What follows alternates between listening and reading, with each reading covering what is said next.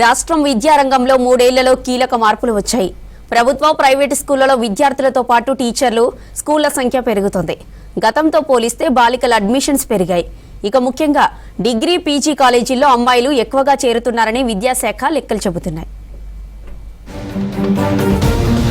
రాష్ట్రంలోని బడుల్లో చేరుతున్న పిల్లల సంఖ్య, దానికి అనుగుణంగా టీచర్ల సంఖ్య పెరిగింది. సంఖ్యాపరంగా చూస్తే స్కూళ్లలో అమ్మాయిల అడ్మిషన్ల సంఖ్య కూడా ఎక్కువైంది. 3 ఏళ్లలో సర్కారు బడి 1 తగ్గితే ప్రైవేటు స్కూళ్లు మాత్రం భారీగా పెరిగాయి. తాజాగా విద్యాశాఖ అసెంబ్లీకి ఇచ్చిన లెక్కల్లో ఈ విషయం తెలిసింది. రాష్ట్ర వ్యాప్తంగా మొత్తం 41,354 స్కూళ్లు ఉండగా వాటిలో 62.12 లక్షల మంది విద్యార్థులు చదువుతున్నారు. వీరిలో 25.13 లక్షల మంది సర్కారు విద్యా సంస్థల్లో చదువుతుండగా 37.01 లక్షల మంది ప్రైవేటు స్కూళ్లలో చదువుతున్నారు.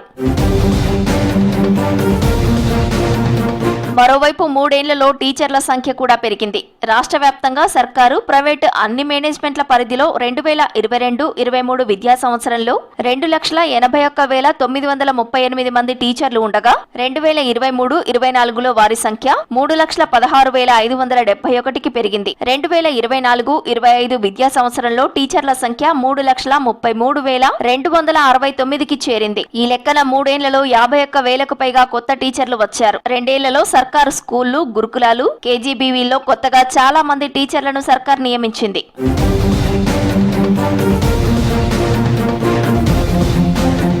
ఏటా రాష్ట్రంలో స్టూడెంట్ల సంఖ్యతో పాటు స్కూళ్ల సంఖ్య కూడా పెరుగుతోంది. 2022-23లో 40,656 స్కూళ్లు, 2023-24లో 40,975 బడులు ఉండగా 2024-25లో ఆ సంఖ్య 41,354కు చేరింది. 3 ఏళ్లలో ప్రైమరీ లెవెల్లో కేవలం 17 స్కూళ్లు పెరగ్గా హై స్కూళ్లు 265కు పెరిగాయి. సర్కారు స్కూళ్లు 41 తగ్గగా ప్రైవేటు స్కూళ్లు మాత్రం 739 పెరిగాయి.